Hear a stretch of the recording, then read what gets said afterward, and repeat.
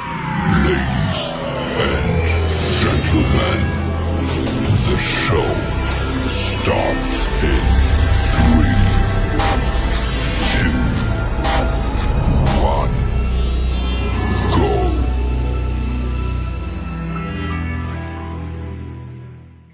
Hello, good morning po sa lahat.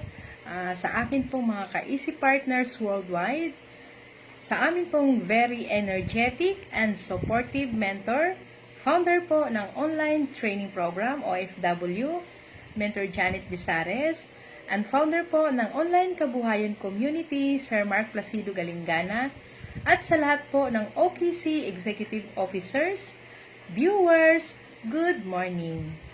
I'm Michelle Uson from Valenzuela City. Ang task ko po today is about NECO. NECO meaning New Empowered Consumerism Orientation. Okay, so dito po sa NECO ay para po sa mga bagong distributor dito sa Empowered Consumerism. Yung bagong sali po mismo. Kasi pag bago ka, mayroon po tayong dapat ayusin. Hindi porket sumali ka ay kikita ka na agad. Andito po tayo para sa preparation. Okay, so after po natin nabili ang easy package, nasa preparation po tayo. Okay, so may dapat ka talagang ayusin sa sarili mo.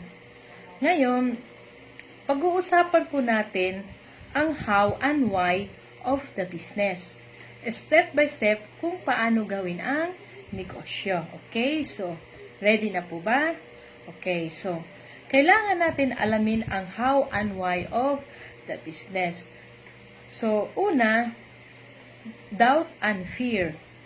Dapat remove your doubt and conquer your fear. Normal lang po nang matakot tayo at magduda. Pero pag nanatili ang duda natin, mahirapan tayong maging successful. Kaya, need po natin i-conquer ang fear. Minsan kasi, pag may nag-invite sa atin, or tayo po nag-invite ng opportunity, andun po yung fear of rejection and fear of failure. Sa rejection, natatakot po tayong ma-reject. Pero, kung tutuusin, nung bata pa po tayo, ay nare-reject na tayo. Tulad na lang pag may gusto tayo, tapos hindi maibigay ng magulang natin. Rejection na po ang tawag doon. Sa empleyado, halimbawa, nag-apply ka at di ka natanggap. Ang tawag din po doon ay rejection din po. Okay? So, normal lang po ang rejection. Okay? So, fear of rejection, natatakot ka na ma-reject sa classmate natin, office mates, co-workers, friends, relatives, neighbors, loved ones, or sa other networking company. Yung isa naman po, fear of failure. Ang fear, ang ibig po sabihin ng fear, false expectation appearing real. Okay? Lahat ng bagay, kapag first time natin ginawa, ay nakakatakot talaga. Sino ba naman ang hindi natatakot pag first time, di ba? Lahat po tayo ay naka-experience ng ganon. So, dapat lagi nating isipin, lahat ng takot ay nasa isip lamang. Kaya, normal lang po na matakot tayo kapag first time, okay? So, next po, ngayon, pag-usapan natin, why easy? Bakit po napili ko ang empowered consumerism? Okay, number 1, kapag nasa easy ka, you are the boss. Dahil dito, hawak mo ang negosyo at control mo yung oras mo. Kapag boss ka, control mo rin yung income mo. In short, kapag boss ka, mayroon kang time freedom. Halimbawa, gusto mo makasama pamilya mo. So, you have your choice because hawak mo ang oras mo. Okay? So, next po is small capital with big income. Dito sa empowered consumerism, napakaliit lang po ng kapital na pwede ka kumita ng malaki. Ang kagandahan, walang overhead sa expenses. Simple lang, kailangan mo lang itong aralin ang negosyo. Walang nag-succeed na hindi pinag-aaralan. Tama po ba? So dapat, para maging successful tayo sa negosyo, aralin po natin. Marami po tayong trainings, free lang po ito. So kapag gusto mo talagang matutunan, aralin po natin para maging confident po tayo gawin ang negosyo. Okay? So next po, proven system. Again, marami na po tayong naging successful dito. Umabot na po sa 14,000 plus ang nabago ang buhay. So it means, hindi po siya tsamba. At ito ay dahil po sa proven system. Okay? So next po, you can apply the law of leverage. Ibig sabihin, ito po ay multiplication of yourself to other people. Kahit nasa vacation ka, nasa shopping ka, o natutulog ka, basta nakapag-leverage ka na, wala kang choice kundi ang kumita. Hindi mo pwedeng pigilin dahil nakapag-leverage ka na. Lahat ng tao under sa iyo ay may mga pangarap. So sila, dahil may pangarap, ginagawa din po nila yung part nila para kumita. So ngayon, since under po sila sa iyo, wala po kayong choice, kundi ang kumita ng kumita. Okay? Ganun po ang law of leverage. Next po, worldwide business. Ibig sabihin, ang negosyong ito, hindi lang po pang-local, kundi international business. Marami po tayong offices sa iba't ibang bansa. May 150 plus office tayo sa local at 30 plus office international. Okay? The next po, ang kailangan po natin baguhin is yung ating attitude. Okay? Dapat, dito sa attitude, meron tayong good learning and listening attitude. Matuto tayong makinig sa ating mentor, sa ating coach. Dapat maging humble down tayo and learn the basic. Okay? So, dapat hindi tayo maging mapagmataas. Humble down talaga tayo. At meron po tayong mga mentor at coaches na mag-guide sa atin para maging successful po tayo sa ganitong negosyo. Okay? The next po, we have belief. Belief 101%. Dapat, ang belief mo ay 101%. Sa company, imagine ang company, almost 14 years na po ito. At this coming March 2021, ay 15 years na po ang empowered consumerism. Okay? Then sa product, maniwala ka rin sa product kasi sa product, napakarami na rin po ang natulungan. Pero una, dapat gamitin niyo po ang produkto. It has been proven and tested and there are many testimonies from numerous people who have benefited using the products. Okay? The next po, we have commitment. Ang commitment po natin, meron po tayong tatlong klase.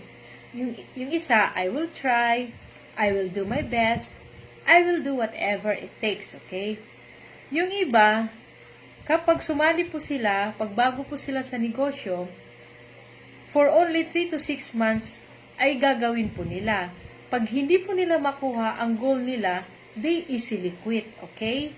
Then, yung I will do my best, some are wondering na nagawa na nila ang pinaka-the best. Ngayon, dahil yun ang pakiramdam nila na nagawa nila yung best, tapos hindi pa rin nila nakuha yung goal nila, they easily quit also. Pero dapat, let our mindset be an employee. I can relate it because I am also employee. So, bilang empleyado, even we are tired every day, stress at work, at small salary, still we manage our work, okay? So kahit marami tayong complaints, pagod, super stress, nagigising sa umaga, maliit lang ang sahod, pero still we manage, pumapasok pa rin tayo. Dahil po, ganun po, dahil dito po nakasalalay kasi pag hindi tayo pumasok, pag tinatamad-tamad tayo, baka tanggalin po tayo ng employer natin. Ganon po dito sa empowered consumerism. Dapat, wag tayong mapagod, okay? Kasi kapag love mo, yung negosyo mo, kahit anong pagod, ay hindi ka basta-basta na bibigay, okay? So, kahit anong mangyari, anong pagod man, anong rejection ang ma-encounter mo, you will still do the best in your business, whatever it takes, okay? So, next po is discouragement, okay? Ang discouragement, normal lang po yan, okay? Kapag nasa ganitong negosyo, andun yung pagtawanan ka, i-turn down ka, lalo-lalo na po sa sariling pamilya natin, mga relatives. Pero okay lang kasi hindi po nila naintindihan yung nakikita natin dito sa ganitong klaseng negosyo. Okay? So, okay lang po yon, okay? Kasi, kahit iti-turn down kanila, ang mga ganong klaseng mga discouragement ay kahit saan, kahit everywhere po yan. Okay? So, dapat, ito yung maging formula. Some will, some won't, so what? Go to the next and move on. Okay? So, wag mong damdamin kung sakaling pagtawanan ka or ida-down ka nila. Move on ka lang. Isipin mo palagi kung ano yung deepest why mo, bakit nandito ka sa ganitong klaseng negosyo. Okay? So, next po is excitement. Okay? Dapat, always excited ka na gawin ang business na ito. Okay? Dapat, meron kang natutunan, na-motivate ka, at kapag love na love mo ang ginawa mo, baliwala lahat ang mga pagod, baliwala ang mga pagod, ang mga discouragement, ang mga rejections, baliwala mo yan kasi po, ini-enjoy mo yung ginagawa mo. Okay? So, lahat ng pagod, ay bayad yan, okay? Di bali lang mapagod tayo, pagdating po ng tamang panahon, ay may magandang future ang naghihintay sa atin. Okay? So, next po is focus. So, based on my observation,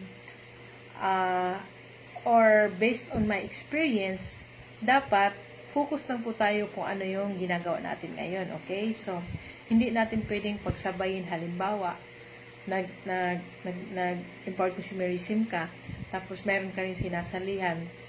Hindi mo magagawa ng maayos ang negosyo mo. Dapat, focus ka lang talaga sa isa. Okay?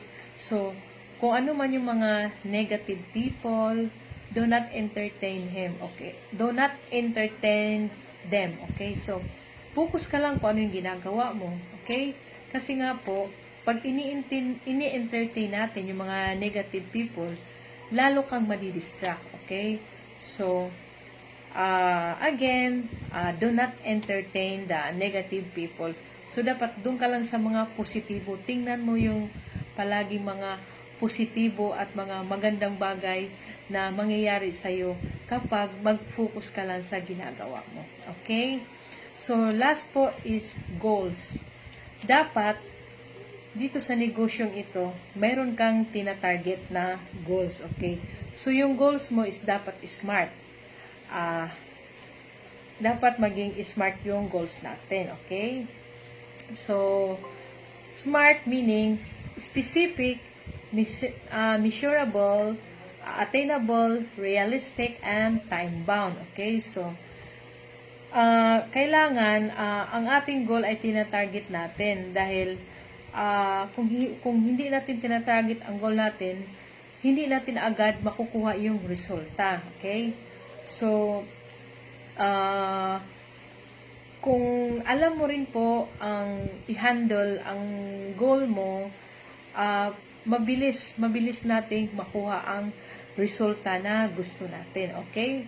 So, dapat, a goal is a dream with a deadline, and That's all, and thank you for watching my Neko, and I hope na meron po tayong natutunan, and see you on my next video. Thank you, and God bless to all. Bye-bye!